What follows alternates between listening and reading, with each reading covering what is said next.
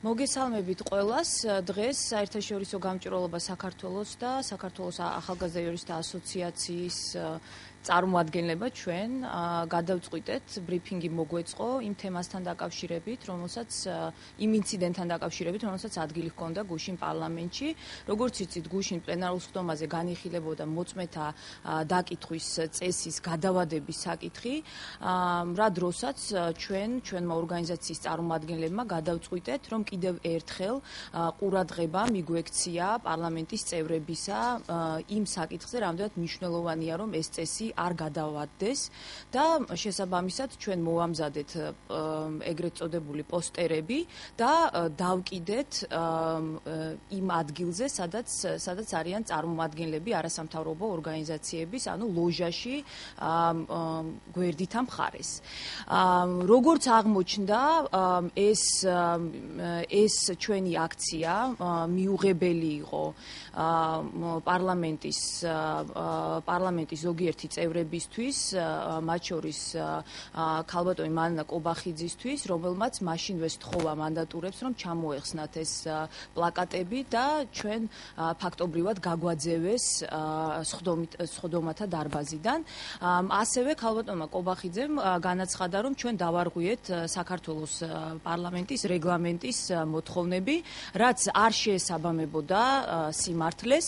პირველ რიგში ჩვენი ორგანიზაციის წარმომადგენლები მოქმედებდნენ საქართველოს კონსტიტუციის 24 და 25 მუხლების შესაბამისად, რომელიც იცავს საქართველოს მოქალაქის გამოხატვის თავისუფლებას.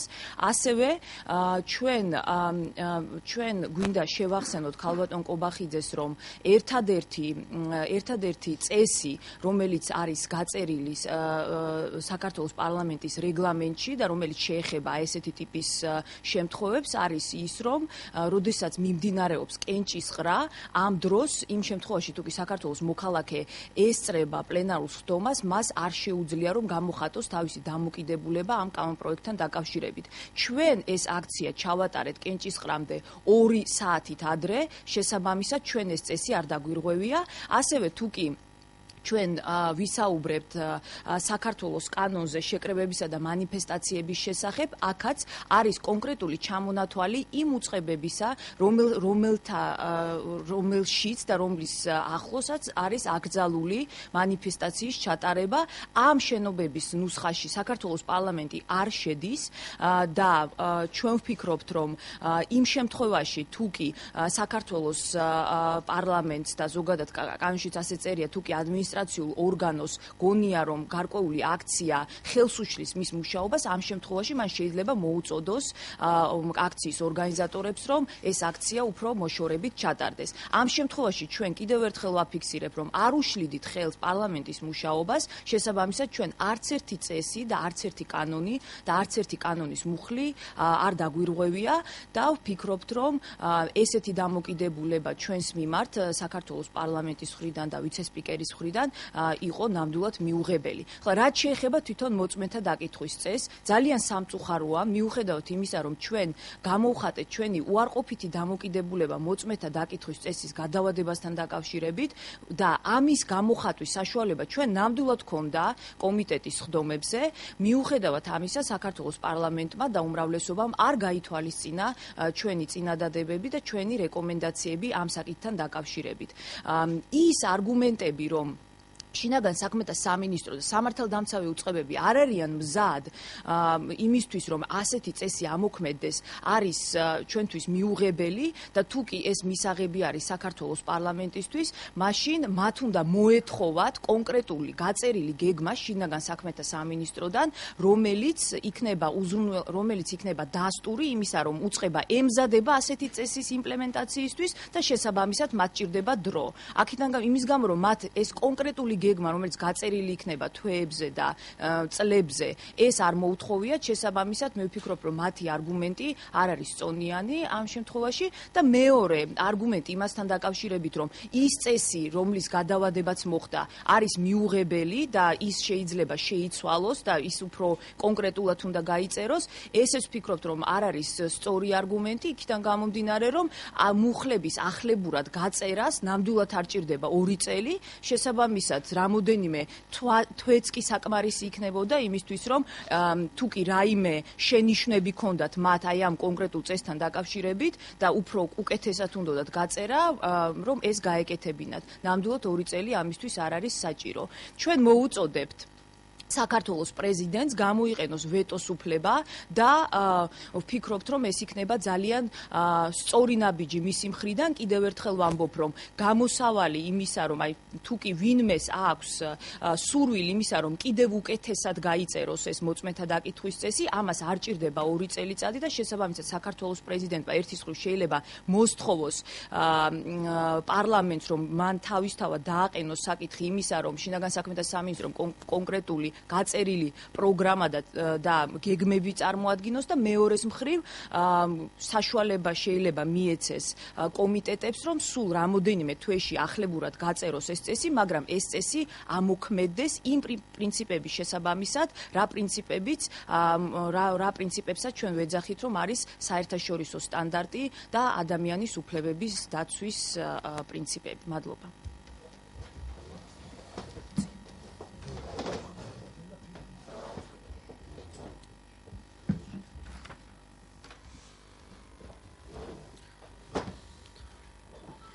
შევეცდები მოკლედ დავამატო და გავამახვილო ამ საკითხზე რამოდენიმე დეტალზე ყურადღება, ეკა ყველაფერზე ისაუბრა ფაქტიურად.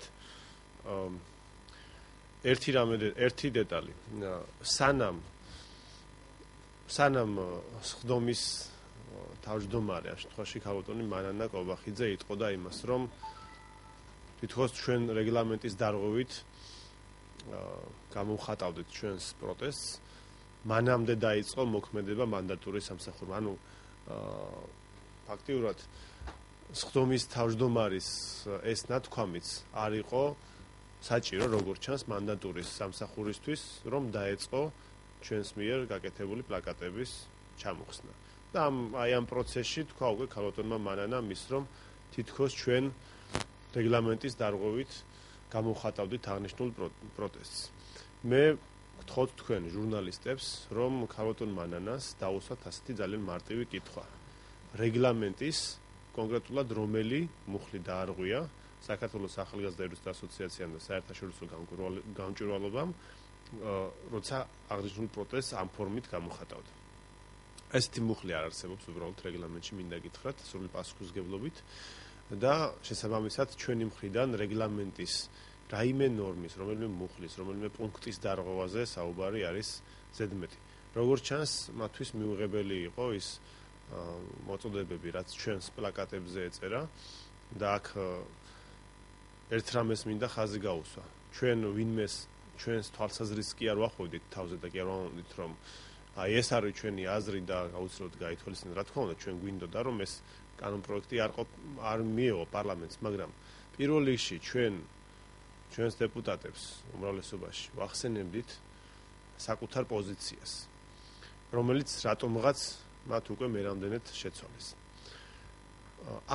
ჯერ კიდევ ეს ნორმები უნდა ამოქმედებულიყო 2009 წელს და არ ამოქმედდა, გადაიდო რაღაც გარკვეული პერიოდით წინა პარლამენტის მიერ, სხვათა შორის ასევე და უკვე ამ მოწვევის პარლამენტმა ჯერ ახალი არჩეულები იყვნენ დეპუტატები, როცა თქვენს რომ არ შეიძლება რომ მოწმის დაკითხვის ახალი წესის ამოქმედება ასე შორს იყოს გადავადებული და აქეთ გადმოწიეს, ანუ გადაწყვიტა ამ პარლამენტმა გადაწყვიტა რომ უფრო მალე ამოქმედებულიყო ეს ნორმები და პირველი შესწორება შეიტანეს კანონში და თქვენს რომ 2014 წელს კი არა, 2013 წლის 1 სექტემბერს ამოქმედესო. ანუ პირველი გადაწყვეტილების თანახმად უკვე ეს ამოქმედებული უნდა იყოს. შემდეგ ივლისში კვლავ შეიცვალა ნორმა და ისევ გადაიწია 2014 წლის 1 იანვარს.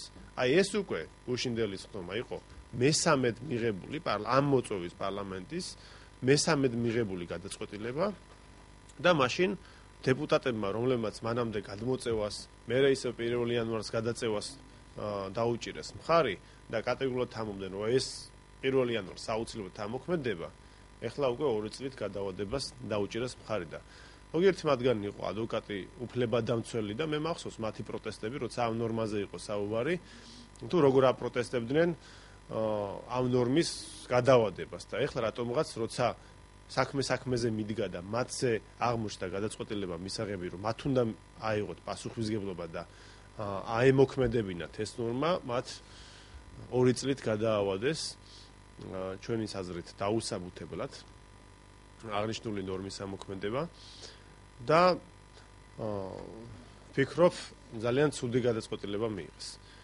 კიდევ ერთხელ მინდა ხაზი გაუსვა რაზეა საუბარი. საუბარი არის იმაზე, რომ ახალი წესის თანახმად მოწმეზე სავარაუდო, საალბათო ზეწოლა, რაც შესაძლებელია საგამოძიებო ორგანოებში განხორციელდეს ფიზიკური თუ ფსიქოლოგიური ზეწოლის სახით, აი ეს ალბათობა მინიმუმამდე უნდა შემცირებულიყო, რადგან მოწმის დაკითხვაში მოსამართლე მიიღებდა მონაწილეობას, მოსამართლესთან ერთად დაიკითხებდა და ცხადია, მოსამართლესთან ერთად პოლიციელი ვერ გაბედავდა იმას, რასაც ბედავენ ხოლმე, როგორც ადრე, ისევე ბოლო პერიოდში.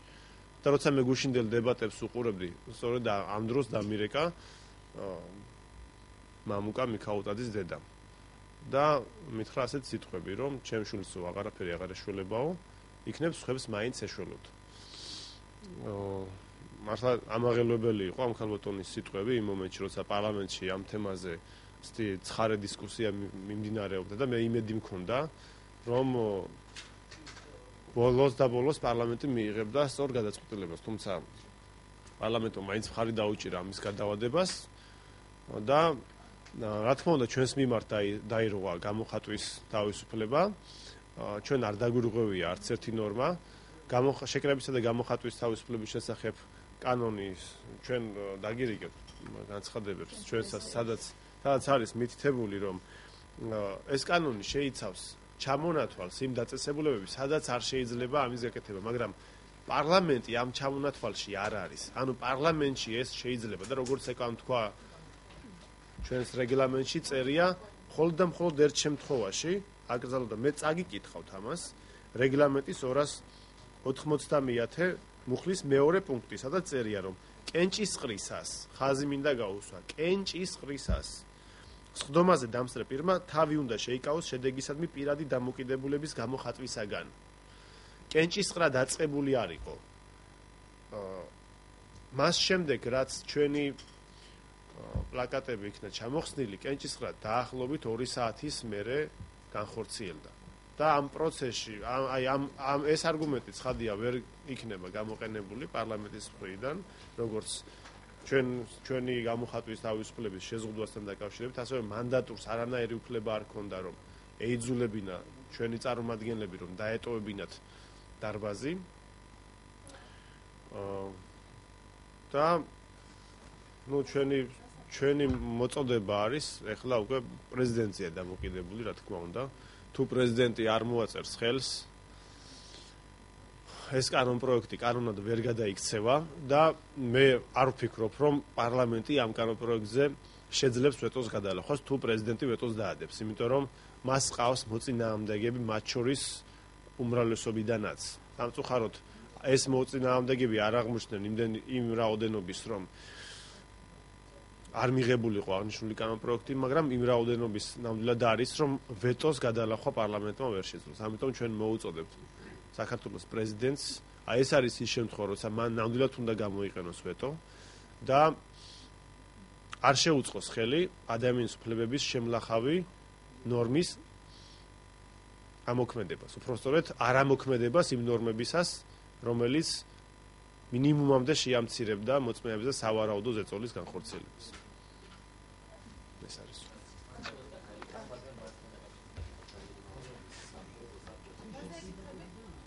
სამეთვალყურეობა.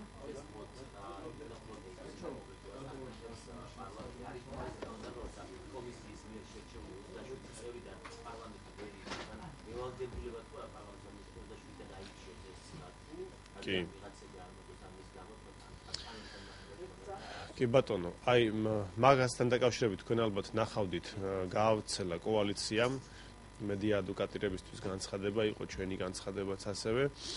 ჩვენი პოზიცია არის ძალიან მარტივი, მოქმედი კანონმდებლობიდან გამომდინარე, რომ პარლამენტის ნება, უმრავლესობის და უმცირესობის ნება ამ შემთხვევაში შეზღუდულია საკონკურსო კომისიის გადაწყვეტილებით.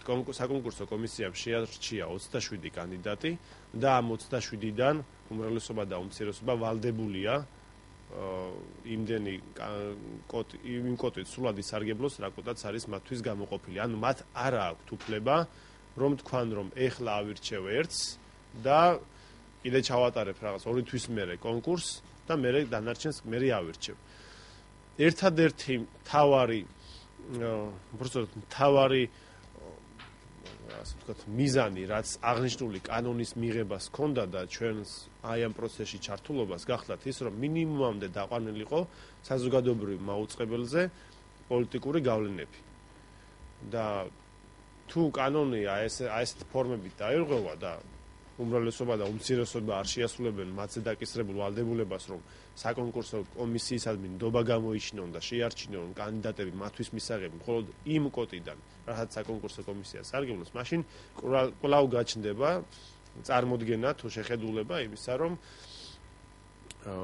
ვიღაცას მაინც სურს პოლიტიკური გავლენის მოხდენა საზოგადოებრივ მაუწყებელზე, რაც ვერ მოახდენს დადებით გავლენას ტელევიზიის სათანადოდ საქმიანობას. ამიტომ ჩვენი ძალიან უარყოფითი შეფასება ამ პროცესისადმი და ნახოთ, რა იქნება მომავალში. მე მივდივარ, დიახ.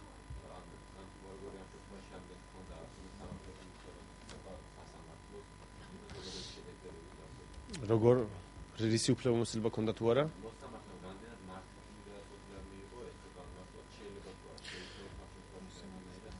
კი, ანუ ჩვენ თავიდანვე ვთქვით, რომ ფორმალური თვალსაზრისით სასამართლოს ჰქონდა უფლება გადაეყენებინა თბილისის მერი თანამდებობიდან.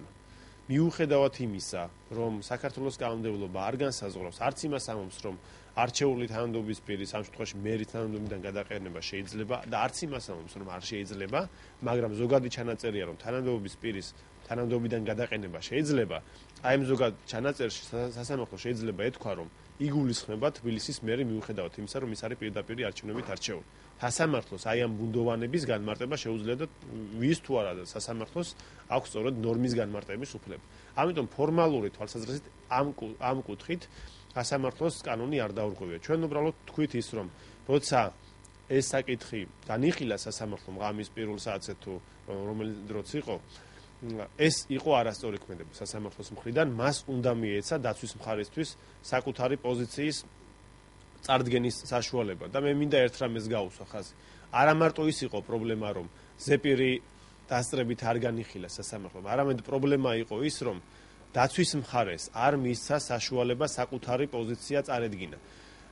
საქართველოს კანონმდებლობა სისხლის სამართლის საპროცესო კოდექსი თუ ადმინისტრაციული სამოქალაქო საპროცესო კოდექსები ითვალისწინებენ რიგ შემთხვევებში იმ უფლებას, რომ სასამართლო მხარეთა დასწრებით, უბრალოდ მხარეთა დასწრებით არ განიხილოს ესა თუ ის კონკრეტული საკითხი. არის ესეთი საგამონაკლისო შემთხვევები, მაგრამ ეს არ ნიშნავს იმას, რომ არ მოისმინო მეორე მხარის პოზიცია. თუ ზეპირად არ იწევს ხდომას, მაშინ წერლობითი პოზიცია მეორე მხარის მაინც უნდა გქონდეს შენ, რომ დააბალანსო მხარეთა არგუმენტები და გქონდეს წარმოდგენა მეორე მხარის არგუმენტებზე. ანუ ერთი პრობლემა იყო ის, რომ ზეპირად არ განიხილა და მეორე კიდევ უფრო დიდი პრობლემა იყო, რომ საერთოდ სასამართლოს როცა თავიდან გადაყენების გადაწყვეტილება მიიღო, საერთოდ არ ქონდა დაცვის მხარის კონკრეტული პოზიცია ამ კონკრეტულ საკითხთან დაკავშირებით ისე მიიღო გადაწყვეტილება.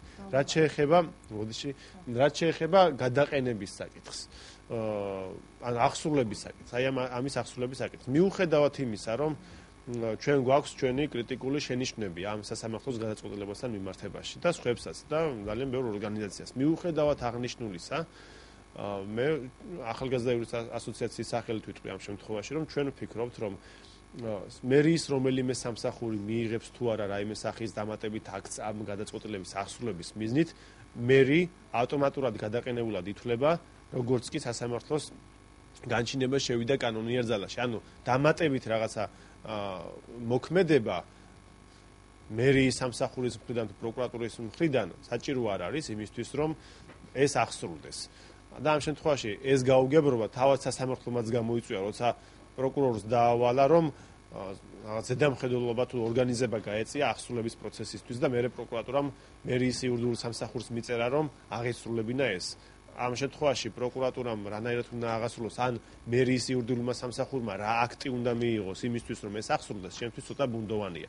მაგრამ მიუხედავად იმისა, პროკურატურა რას იმოქმედებს და როგორ მოექცევა მერის იურიდიული სამსახური, სასამართლოს ამ გადაწყვეტილებას აქვს სავალდებულო ძალა, მიუხედავად იმისა, ვის მოწონს და ვის არა, და მერი ითვლება თანამდებობიდან გადაყენებულად. ძალიან მოკლედ.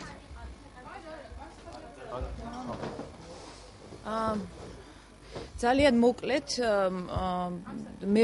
მერის გადაყენებასთან დაკავშირებით დავით ანხვები კახას ნამდვილად სასამართლოს გადაწყვეტილების მიხედვით მერი გადაყენებულად ითვლება, თუმცა ის გადაწყვეტილება, რა გადაწყვეტილებაც მიიღო სასამართლომ აღსრულებასთან დაკავშირებით ჩვენთვის ნამდვილად გაუგებარი არის, იმიტომ რომ ამ შემთხვევაში აღსრულება უნდა განახორციელოს ზემდგომა ორგანომ, იმის გამო რომ ზემდგომი ორგანო მერზე ახლა ჩვენ არ ვიცით შესაბამისად გაუგებარი იყო და ჩვენთვის მაგალითად ლოგიკას მოკლებული იყო ის რომ აღსრულება დაევალა პროკურორს კონკრეტულ პირს და მეორე საკითხით ჩვენი ორგანიზაციის პოზიციაც არის ზუსტად ის რაც ახალგაზრდა იურისტთა ასოციაციის პოზიცია ის რომ კი ფორმალურად გადაწყვეტილების მიღების უფლება ქონდა სასამართლოს ზეპირი მოსმენით მხარეთა დასწრების გარეშე თუმცა მე ვფიქრობ რომ მიზანშეწონილი იქნებოდა რა თქმა უნდა რომ როდესაც ასეთ